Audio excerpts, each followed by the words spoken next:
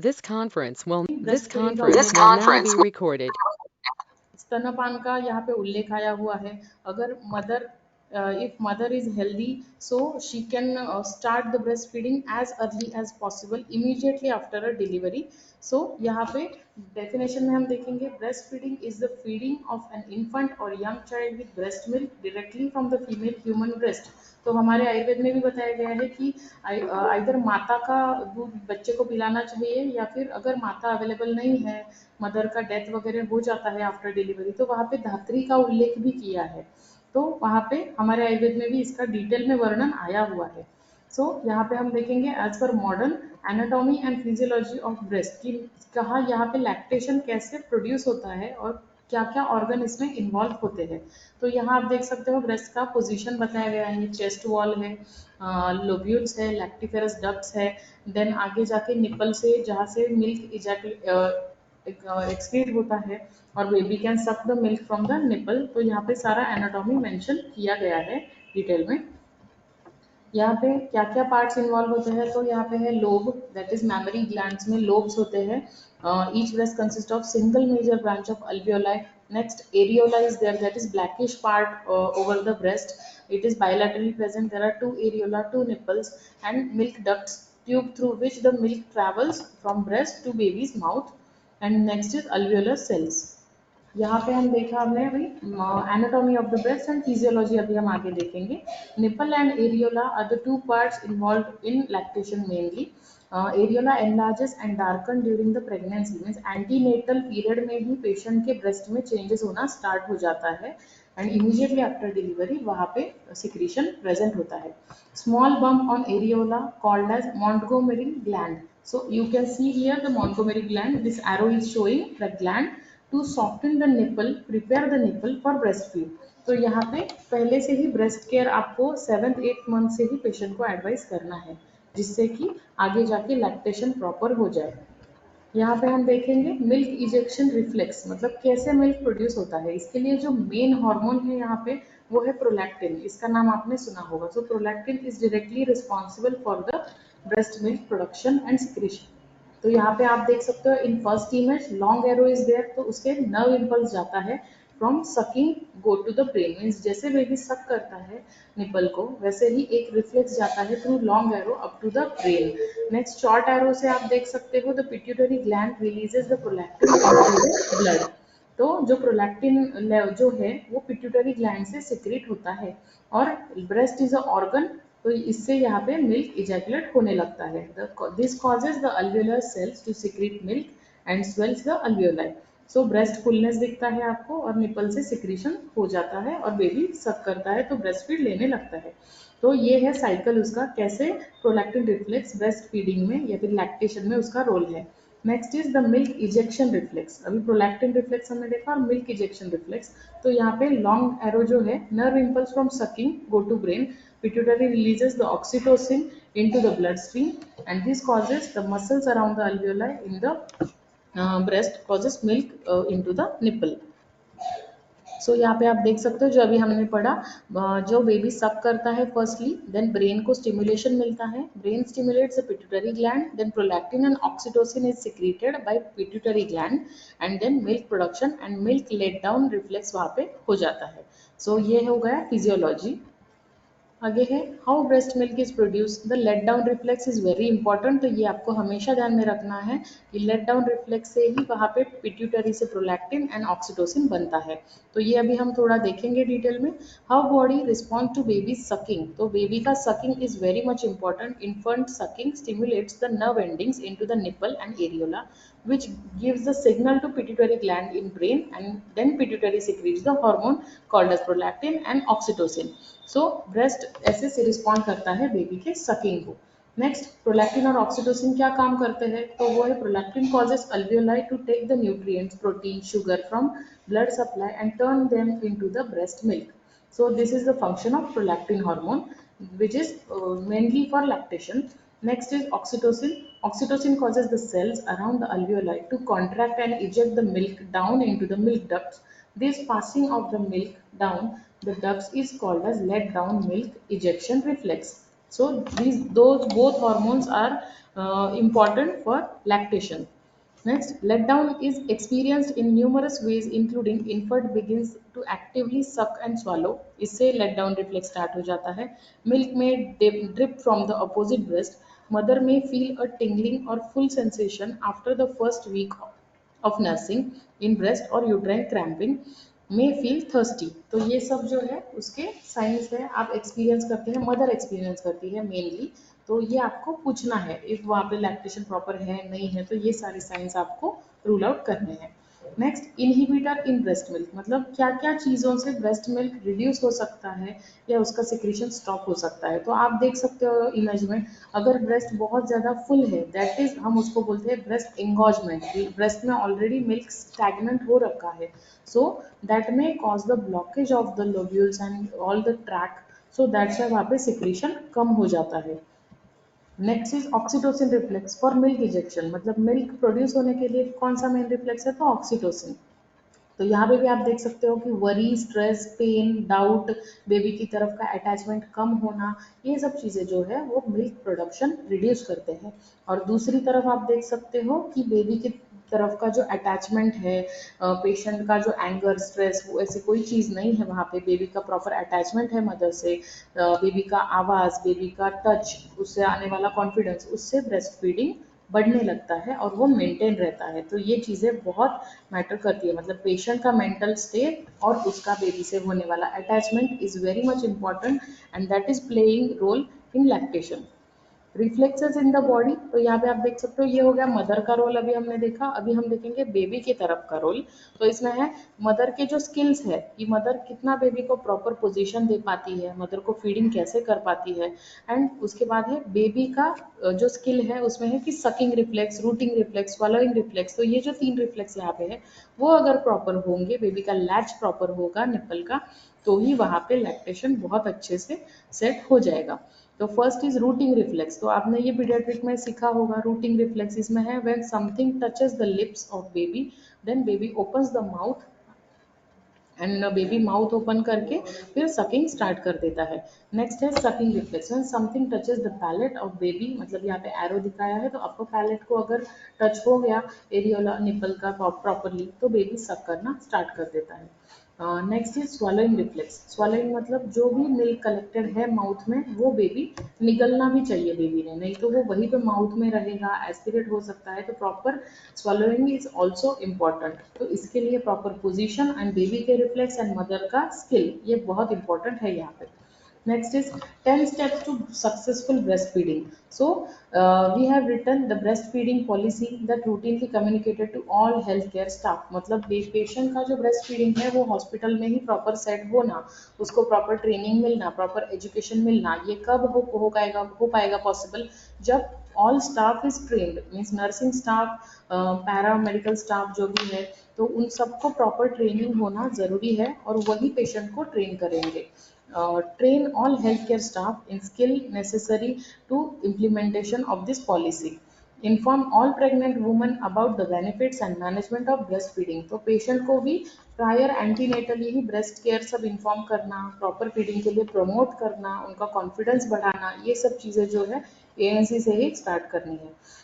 Help mothers initiate the breast feeding within half an hour of birth, means immediately after birth baby को breast feeding, breast crawl देना ही है, जिससे कि mother baby का attachment भी बढ़ता है और लैक्टेशन तुरंत वहाँ पे चालू होना स्टार्ट हो जाता है, जैसे कि ब्रेन को रिफ्लेक्स जाता है आगे.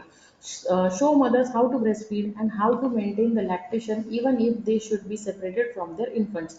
यहाँ पे इस पॉइंट में हमें डिस्कस करना है कि जिनका बेबी एनआईसीयू में जाता है, किसी और हॉस्पिटल में शिफ्ट हो जाता है, तो वहाँ पे भी उनको as early as possible baby के पास भेजना है एंड ब्रेस्ट फीडिंग इनिशिएट करना है. Next, give newborn infants no food, no drink other than the breast milk unless medically indicated. मतलब जब तक बेबी को कुछ एबनॉर्मल, कुछ प्रॉब्लम नहीं है, कुछ दवाई की ज़रूरत नहीं है और टॉप फीड की ज़रूरत नहीं है, तब तक बेबी को ओनली ब्रेस्ट मिल्क ही देना है. ऊपर का दूध, कोई भी दूध उसमें एडवाइजेबल नहीं है. Only mother's milk is sufficient, वहाँ पर बेबी को पानी वगैरह कुछ भी देने की ज़रूरत नहीं होती. Next is practice rooming in that is allow mothers and infant to remain together 24 hours a day, मतलब बेबी को मदर से दूर लेके नहीं जाना है, मदर के पास ही मैक्सिमम टाइम रखना है, जिससे कि ब्रेस्ट फीडिंग सेट हो जाने के बाद वो वैसे ही मेंटेन रह सके। Next, encourage the breast feeding on demand. जब भी बेबी डिमांड करता है एवरी 1.5 आवरली, 1 आवरली, 2 आवरली, तो बेबी को फीडिंग देना है, बेबी के डिमांड्स पूरे करने हैं वहाँ पे। जैसे बेबी यूरिन पास करता है, मोशन पास करता है, तो उसके सारे जो साइंस है कि बेबी को प्रॉपर फीडिंग जा रहा है क्या, वो अमाउंट इज सफिशिएंट हो रहा है क्या, तो वो भी हमें वहाँ पे देखना जरूरी है। If it is insufficient then तुरंत मेडिकल हेल्प यहाँ पे पेशेंट को देना जरूरी है। गिव नो आर्टिफिशियल टीट्स और पैसिफायर्स ऑल्सो कॉल्ड एज डमीज और सूदर्स, जो बेबी को दिया जाता है कि बेबी रो रहा है तो उसको बॉटल फीड दिया जाता है, टॉप फीड दिया जाता है, टीट्स दिए जाते हैं, पैसिफायर्स है, जो आर्टिफिशियल निपल आता है वो दिया जाता है, तो वो वहाँ पे एडवाइजेबल नहीं है। Next, foster the establishment of breastfeeding support groups and refer mothers to them on discharge from the hospital or clinic, मतलब proper counselling breast feeding initiate करने के लिए जो भी काम करते हैं लोग, लैक्टेशन का ओपिनियन आप ले सकते हो, उसके स्पेशलिस्ट डॉक्टर आते हैं तो वो प्रॉपर पोजीशन सब चीज़ें उनको एक्सप्लेन करते हैं, तो वो आप एडवाइस कर सकते हो जिनमें ज़रूरत है उन पेशेंट्स में।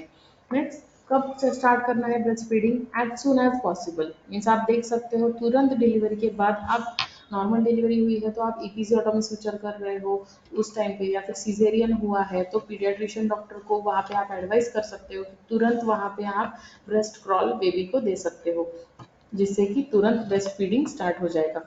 और ये स्ट्रांगली रिकमेंडेड है during first hour after delivery. Skin to skin contact promotes a close bond between the mother and baby. जैसे कि आपने सुना होगा कंगारू मदर केयर, जिन पेशेंट में लेस ब्रेस्ट फीडिंग रहता है, लैक्टेशन कम रहता है, तो उन पेशेंट में हम लोग skin to skin contact patient को एडवाइस करते हैं। Skin to skin in the first hour increases the production of oxytocin. Oxytocin is also called as love hormone.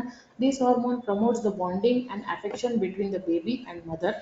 Breast milk के यहाँ पे हम कंटेंट्स देखेंगे, इसमें है एंटी इन्फेक्टिव फैक्टर्स, मिनरल्स, तो यहाँ पे ये सब चीज़ें ब्रेस्ट मिल्क में रहती है। It is rich in anti cancer properties, growth factors, enzymes, hormones, antivirus, anti allergic, anti parasites, probiotics, prebiotics, fats, DHA, protein, water and vitamin, तो ये सारे जो कंटेंट्स है वो ब्रेस्ट मिल्क में रहते हैं, which are required and necessary for the proper growth and nutrition of the infant और बेबी। ब्रेस्ट मिल्क के कंटेंट हम यहाँ डिटेल में देखेंगे, इसमें प्रोटीन्स रहते हैं। Human milk contain two types of protein, that is whey protein and casein. Approximately 60% is whey protein, while 40% is casein. Lactoferrin, this inhibits the growth and iron dependent bacteria in the gastrointestinal tract. Next is secretory IgA. So ये सब इसमें included रहते हैं, जिससे कि it helps IgA helps in protection against the E. coli, possibly allergens, other immunoglobulins including IgG, IgM, तो सारे immunoglobulins जो है वो बेबी को ब्रेस्ट मिल्क से मिलते हैं। Next is lysozyme. Lysozyme is the enzyme that protects the infants against E coli, Salmonella infection. It also promotes the growth, healthy intestinal flora, and has anti-inflammatory functions. Next is bifidus. Bifidus factor supports the growth of lactobacillus that protects the baby against harmful bacteria. Means यहाँ पे सारा antibacterial जो भी जरूरी है वो सारी चीजें breast milk में है। Next is fats and fatty acid. It is necessary for brain development, absorption of fat soluble vitamins, and it is primary calorie source of for the baby.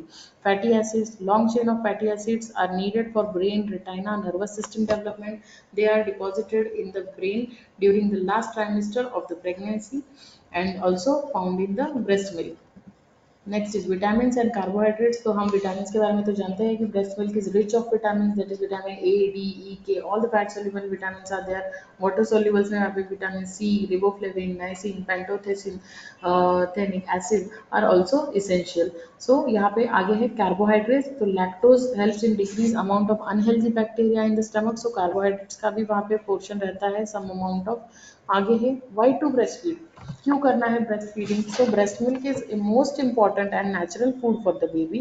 It adapts to the baby's need even if baby is premature. Premature baby में जो milk आता है उसे pre mature milk कहते हैं, तो वो भी बेबी को पिलाना बहुत ज़्यादा ज़रूरी है, जिससे उसका रैपिड ग्रोथ हो जाता है, वेट गेन हो जाता है।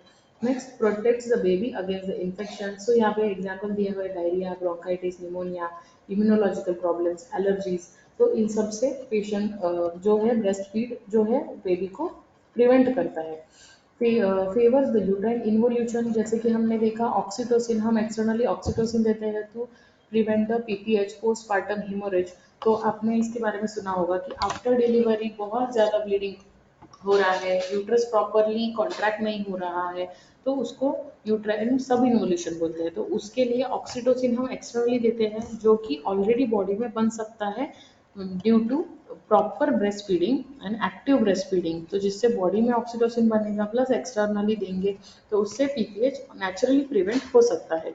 Next is reduces of uterine ovarian breast cancer, lactational amenorrhoea यहाँ पे मेंटेन रह जाता है after delivery due to prolactin का higher level, decrease the need of medical consultancies and drug, मतलब जिससे कि बेबी को भी कोई प्रॉब्लम नहीं होगा, मदर को भी प्रॉब्लम नहीं होगा, और एक्टिवली ब्रेस्ट फीड कर रहे हैं तो, और मेडिसिनल सपोर्ट जो है वो ज़्यादा नहीं लगेगा यहाँ पे।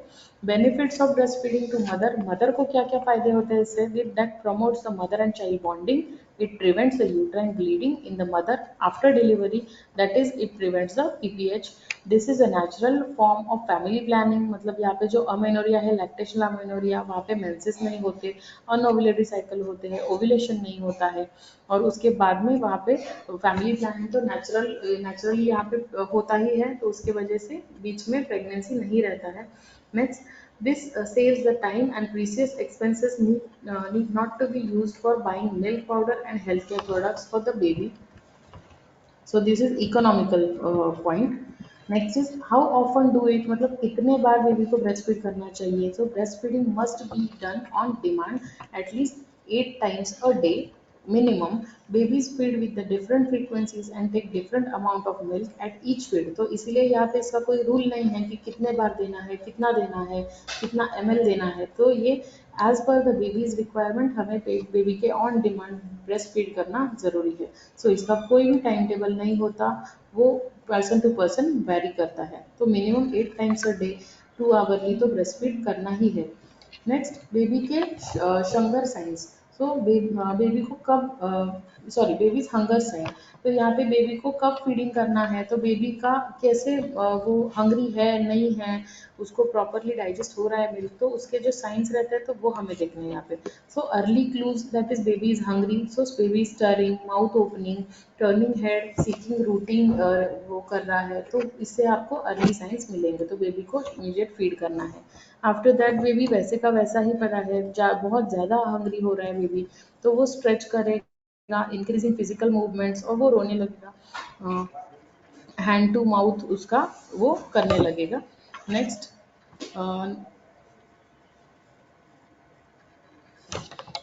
नेक्स्ट जो है लेट क्लूज में आप देख सकते हो, calm me then feed me, crying रहेगा बेबी का, एजिटेशन, बॉडी मूवमेंट्स बढ़ जाएगा, कलर टर्निंग रेड, बेबी का कलर रेड लगेगा। सो उस टाइम पे पहले बेबी को आपको शांत करना है एंड देन फीडिंग इनिशिएट करना है। How long to be breast feeded, newborn can nurse for 5 to 10 minutes per breast every 2 to 3 hours. This comes to about 10 to 12 feedings per day. In the beginning there is only colostrum is there and there is not very much of it. So जो initially जो newborn में feed होता है वो colostrum रहता है, initial milk रहता है, वो बहुत ही मिनिमम अमाउंट में रहता है, और जितना है उतना फीड करने के लिए पेशेंट को ऑलवेज प्रमोट करना है।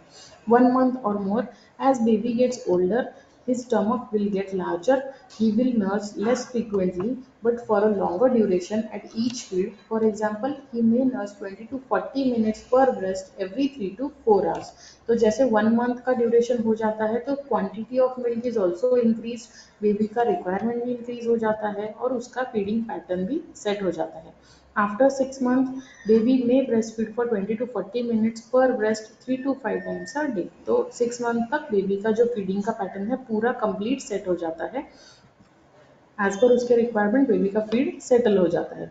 Contraindication to breast feeding, मतलब कौन से पेशेंट में ब्रेस्ट फीडिंग हमें नहीं कराना है मदर से, तो उसको टॉप फीड देने की ज़रूरत है, तो वो यहाँ पे हम देखेंगे। जिनमें एक्टिव और अनट्रीटेड ट्यूबरकुलोसिस के मदर अगर रहेंगे, mother is on radioactive compounds that is chemotherapy for any cancer related disease, mother is on some specific drugs और सम मेडिकेशन जो कि ब्रेस्ट फीडिंग में अलाउड नहीं होते, तो वैसे मदर में हमें ब्रेस्ट फीड इनिशिएट नहीं करना है और बेबी को टॉप फीड अल्टरनेट फीड वहाँ पे देना है as per the doctor's advice. Next is HIV, active HIV infection, तो उनमें भी हम ब्रेस्ट फीड नहीं करा सकते। The proper way to breast feed, अभी हम देखेंगे कि proper way of breast feeding क्या है। तो stimulate the baby's mouth to open by touching the nipple, जैसे ही बेबी का रूटिंग रिफ्लेक्स है, जैसे मदर का निपल जो है बेबी के माउथ को टच करेगा तो बेबी माउथ ओपन करेगा और सकिंग स्टार्ट करेगा। Let the baby open mouth wider, proper wide mouth open होने के बाद उसमें निपल इंट्रोड्यूस करना है। Bring the baby near to the breast, latch the baby to the breast, proper latch is very important, तो आगे हम देखेंगे प्रॉपर लैच कैसे रहेगा। Baby opens the mouth wider, the chin touching the breast, lower border of the breast, the lips are flanged out, the breast looked full and round, can hear the sound suck and swallow, and the nipple looked long and round after breastfeed। मतलब baby का latch आप देख सकते हो position, यहाँ पे चिन जो है प्रॉपर ब्रेस्ट को टच कर रहा है और बेबी के माउथ में पूरा निपल अंदर इंसर्ट हो चुका है, तो इसको प्रॉपर लैच हम बोलेंगे। एंड ये पेशेंट को पहले इनिशियली समझाना पड़ता है, इसके बारे में पेशेंट को एजुकेट करना पड़ता है कि proper position is very important for proper feeding, नहीं तो बेबी इरिटेबल रह सकता है इसमें। नेक्स्ट इज बेबी का फीड हो जाने के बाद उसके मुंह में वैसे ही निपल रखना वहाँ पे एक्सपेक्टेड नहीं है, तो उसको डिसलैच भी करना ज़रूरी है। तो उसके लिए कैसे टेक्निक बताना है पेशेंट को कि प्रॉपर हैंड वॉश बेबी को फीड करने से पहले करना है। नेक्स्ट जो यूज़ वहाँ पे करना है, लिटिल फिंगर यूज़ करना है to press on the gum to open the baby's mouth to dislatch from the nipple, मतलब बेबी को ऐसे ही खींच के उसके मुंह से निपल नहीं निकालना है, प्रॉपर टेक्निक जो है लिटिल फिंगर यूज करके उसको डिसलैच करना है। नेक्स्ट है वार्निंग साइंस। वार्निंग साइंस मतलब यहाँ पे हम देखेंगे कि बेबी का पुअर अटैचमेंट है, कैसा हमें सस्पेक्ट करना है उसके बारे में, तो these are the warning signs. Staying on the breast more than 1 to 1.5 hour for every feed, तो यहाँ पे जो है बेबी कंटिन्यूसली सिर्फ माउथ में लेके ही रह रहा है निपल को, तो that is also warning signs. Wanting to feed more often than every 1 and 1.5 hour each time, तो ये सब वार्निंग साइंस है, इससे हम सस्पेक्ट कर सकते हैं कि पुअर अटैचमेंट है मदर और बेबी का और वहाँ पे उसके ऊपर हमें काम करने की ज़रूरत है या फिर एक ओपिनियन की ज़रूरत है। तो आगे है how to know if baby is getting enough breast milk, baby को प्रॉपर मिल्क जा रहा है, उसका पेट भर रहा है, तो उसके क्या क्या साइन है। तो यहाँ पे हम देखेंगे हमें फील होता है कि breast is being pulled with no pain, वहाँ पे कोई भी पेन नहीं है, हमें बेबी का swallowing साउंड यहाँ पे सुनाई देता है।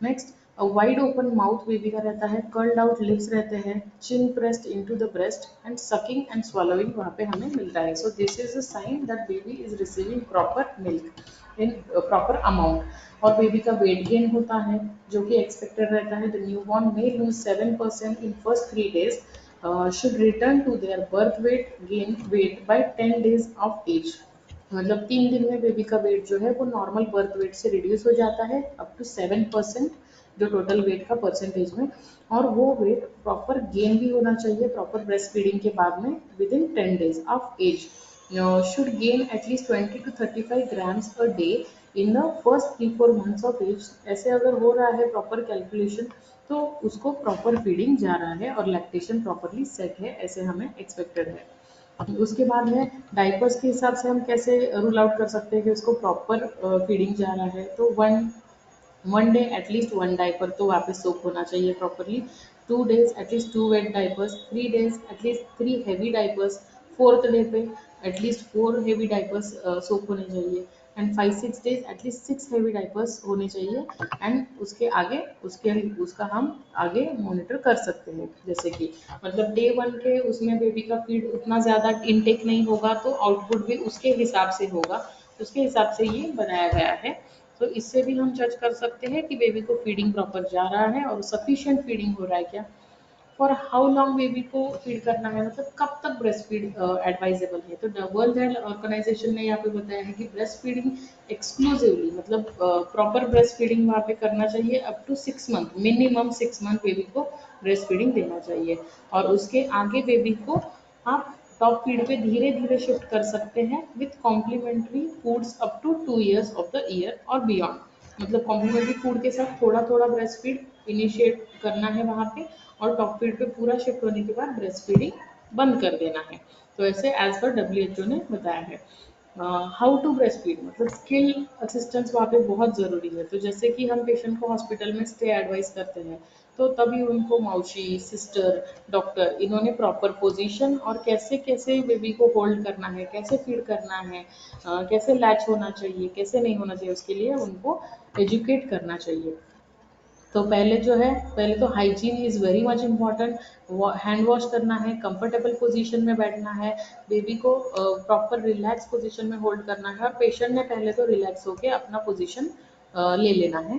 बाद में जो है, head and body straight line में होना चाहिए, होल बॉडी सपोर्टेड होना चाहिए बेबी का। तो इसके लिए नीचे पिलो लेना है, पूरा हाथ का सपोर्ट देना है, या फिर कोई असिस्टेंस लेना है किसी से, तो वो यहाँ पे उनको देखना है। नोज टू निपल पोजीशन होना चाहिए वहाँ पे, टमी टू टमी अटैचमेंट होना चाहिए वहाँ पे, skin to skin contact. After जो है, support the breast, thumb is on the top and fingers are below the breast. तो यहाँ पे देखो, जैसे ही ब्रेस्ट को प्रेस करेंगे थम और फिंगर से, इंडेक्स फिंगर से, तो बेबी के माउथ में जैसे सिक्रीशन आएगा तो वो सकिंग स्टार्ट करेगा। सो this is the proper position. How to achieve a good latch, nose to nipple, so he has to open the wide mouth। मतलब जैसे नोज की तरफ निपल को ऊपर की तरफ रखा जाएगा, तो बेबी को उसको कैच करने के लिए वाइड माउथ ओपन करना पड़ेगा। Next is draw the baby closer to the breast, baby को पूरा होल्ड करके उसके हेड को सपोर्ट देके ब्रेस्ट की तरफ लाना है, and covering the entire areola, उसके माउथ में उतना एरिया जाना चाहिए। तो this is a good latch. Good latch on यहाँ पे आप देख सकते हो, और नीचे की तरफ बैड लैच आप देख सकते हो। जैसे कि जो सुपरफिशियली निपल को ही पकड़ा है, तो दैट इज बैड लैच। और पूरा mouth is covering the areola and nipple is inside the mouth of the baby, तो दैट इज गुड लैच। तो यहाँ पे आप देख सकते हो, wide open mouth, lower lip turn outward, chin to breast contact होना चाहिए, more areola visible above than below, and no pain. वहाँ पे मदर को किसी भी तरह का पेन फील नहीं होना चाहिए वाइल ब्रेस्ट फीडिंग। इसमें आगे देखेंगे हम क्या क्या पोजीशन में ब्रेस्ट फीड कर सकते हैं। जैसे कि अगर ट्विन बेबी है, सिंगल बेबी है, तो कैसे पोजीशन में कौन से हम एडवाइस कर सकते हैं पेशेंट को, तो वो हम यहाँ अभी देखेंगे। यहाँ पे है side line position for mother who can not sit in that position. तो साइड लाइन पोजीशन, बट जो भी पेशेंट बैठ के सिटिंग पोजीशन में पिला सकते हैं, उनको सिटिंग ही एडवाइस करना है। बहुत ही रेयर केसेस में आप सो के पिलाने के लिए पेशेंट को बोल सकते हो, नहीं तो फिर बेबी का नोज जो है उसके ऊपर प्रेशर आके उसका रेस्पिरेटरी फेलियर हो सकता है, तो इसमें बेबी का आगे जाके डेथ भी हो सकता है। तो ये पोजीशन थोड़ा रिस्की है, बट जिन पेशेंट में प्रॉपर असिस्टेंट वहाँ पे देख रहा है, बेबी को वॉच कर रहा है, तो फिर ये पोजीशन एडवाइस कर सकते हैं। Next is football position. तो बेबी को साइड आर्म के साइड में पकड़ना है, नीचे पिलो लेना है और प्रॉपर लैच करके फीडिंग करना है। Next is cradle hold position.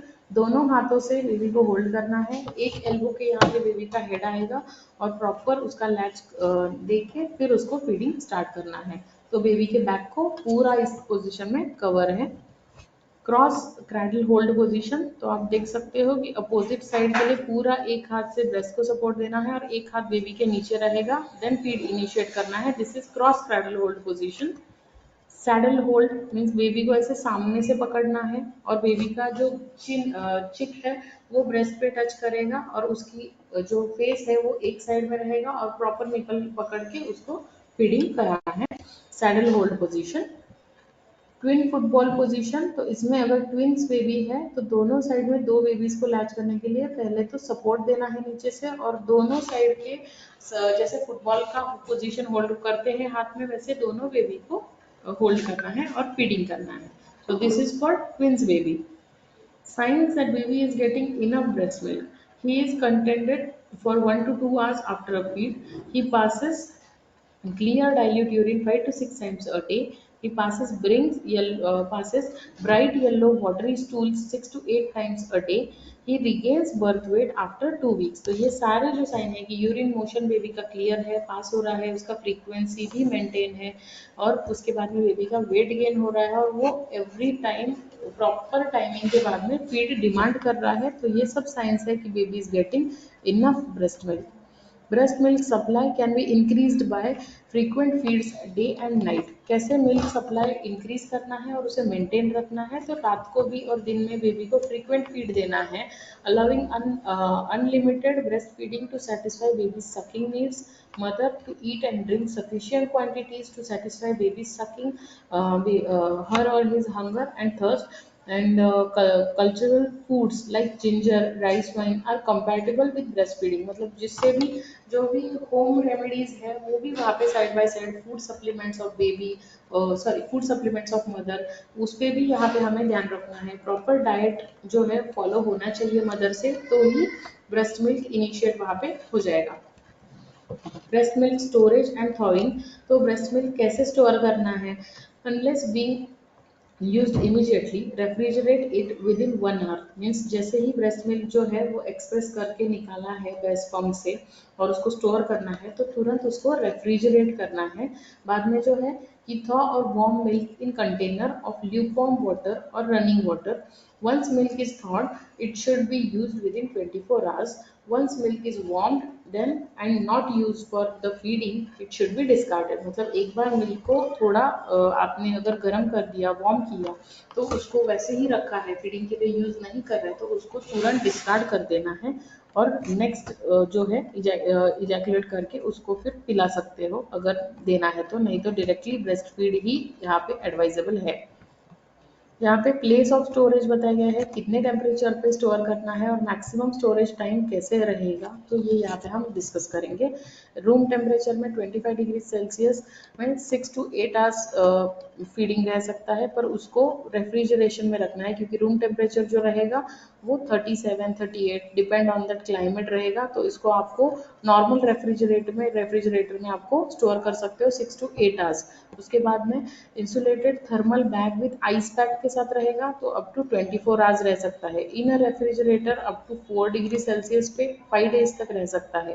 Freezer compartment inside a refrigerator -15 degree Celsius वहाँ का टेम्परेचर रहेगा, तो 2 वीक्स तक milk we can store. Combined refrigerator and freezer with separate doors रहेगा, अगर अलग अलग डोर है फ्रिज का, freezer is different, -18 degree Celsius वहाँ पे रहेगा टेम्परेचर, तो 3 to 6 मंथ स्टोर कर सकते हैं। उसके बाद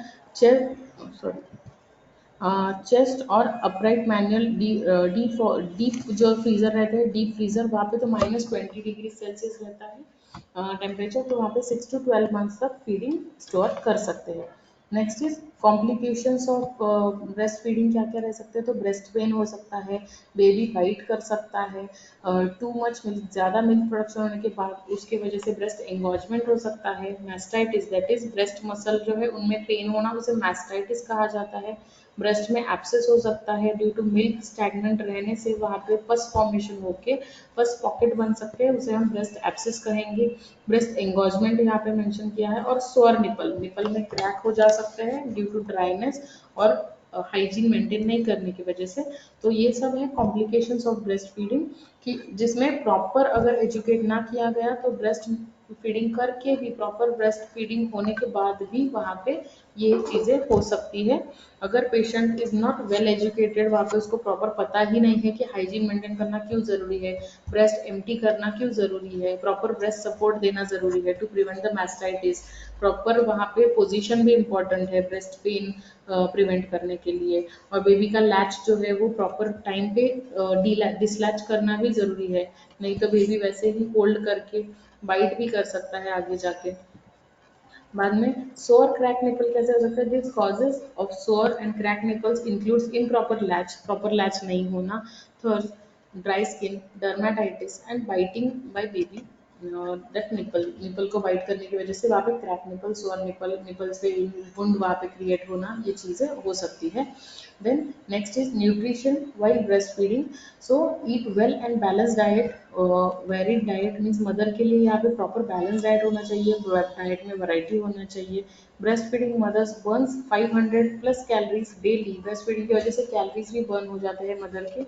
check with doctor about taking multivitamin और आयरन, मीन्स बीच बीच में मेडिकल हेल्प भी यहाँ पे लेना ज़रूरी है, मल्टीविटामिन स्टार्ट करना ज़रूरी है, जैसे कि हम लोग रूटीन पेशेंट को post delivery calcium iron vitamin देते हैं यहाँ पे फॉर सपोर्ट मल्टीविटामिन सपोर्ट देते हैं। वहाँ पे उनका बैलेंस फ्लूइड भी लेवल भी रहना ज़रूरी है बॉडी का, तो वहाँ पे daily 8 to 10 glasses of water यहाँ पे ज़रूरी है। अवॉइड और limit caffeinated drinks to 1 to 2 cups daily, मतलब बहुत ही कम, जो भी बाहर का फूड है वो तो अवॉइड ही करने को बोलेंगे, और अगर लेना भी है तो बहुत ही मिनिमम अमाउंट में वो ले सकते हैं बाहर का फूड या लिक्विड जो भी है। Avoid alcohol, limit to one serving 6 ounces of wine, 12 ounces of beer on a special occasion, मतलब यहाँ पे वो भी आगे जाने के बाद, इमीडिएटली आफ्टर डिलीवरी हम तो एडवाइस नहीं करते हैं। अल्कोहल, मद्यपान, ये तो हमारे इसमें वर्ज्य ही बोला गया है ब्रेस्ट फीडिंग गर्भिणी और लैक्टेटिंग मदर्स को।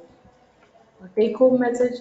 Our today's take home message is breastfeed is right of the baby. Proper training and care is required in postnatal period to baby, mother and relatives को educate करना जरूरी है. Proper mother का और relative का counseling होना जरूरी है regarding hygiene, diet and breastfeeding.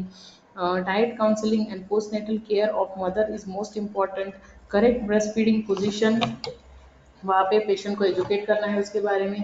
Proper nipple care कैसे रखना है, ये भी यहाँ पे बहुत ज़्यादा ज़रूरी है। तो यहाँ पे हमारा आज का डिस्कशन ओवर होता है, और ब्रेस्ट फीडिंग वीक के लिए मुझे इनवाइट करने के लिए thank you so much. Any questions and doubts के लिए आप कांटेक्ट कर सकते हो, यहाँ पे मेरा नंबर मैंने डिस्प्ले किया है, तो आपको अभी पूछना है कुछ तो आप अभी पूछ सकते हो, या फिर आप बाद में एनी क्वेरीज आप मुझे एनी टाइम कॉल कर सकते हो या फिर मैसेज कर सकते हो। Thank you so much.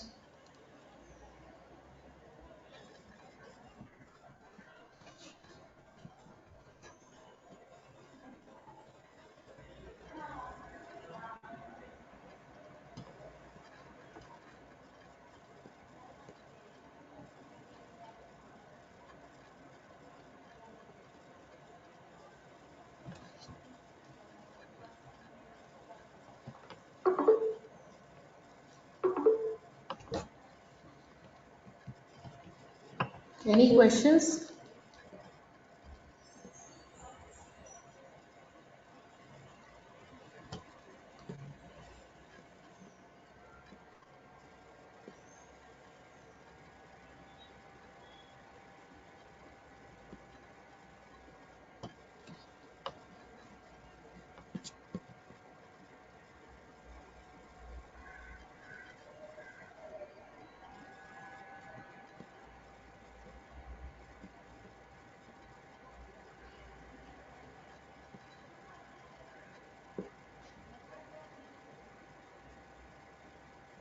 Hello.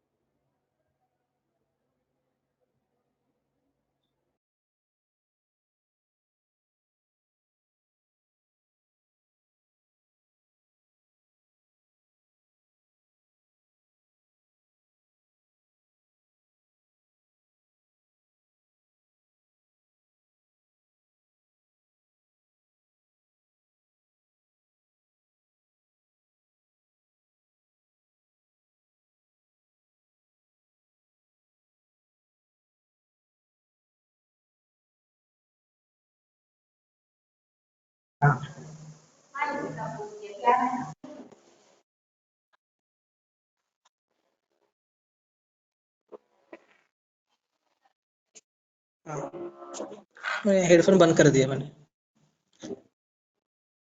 ठीक है, sorry. I would like to thank today's speaker, Dr. Nikita Pawar Madam, for delivering a wonderful session on the importance of breastfeeding and accepting our invitation in your busy schedule. Thank you, Madam. It was a very informative session. Thank you once again. I also thank all the staff members for joining this session.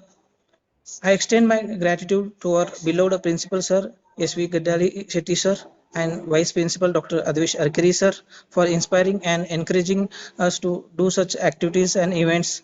Thank you, sir. A special thank to our backbone management and chairman, sir, who always motivates us for such activities. Last but not least, our beloved students for making this webinar successful. Thank you, one and all. Thank you so much, sir, Thank for you. inviting me for this session and giving me honor to deliver the lecture to your students.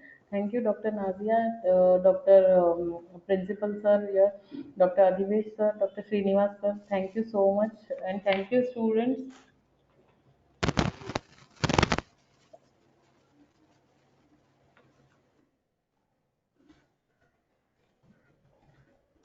Thank you, sir, for your vote of thanks.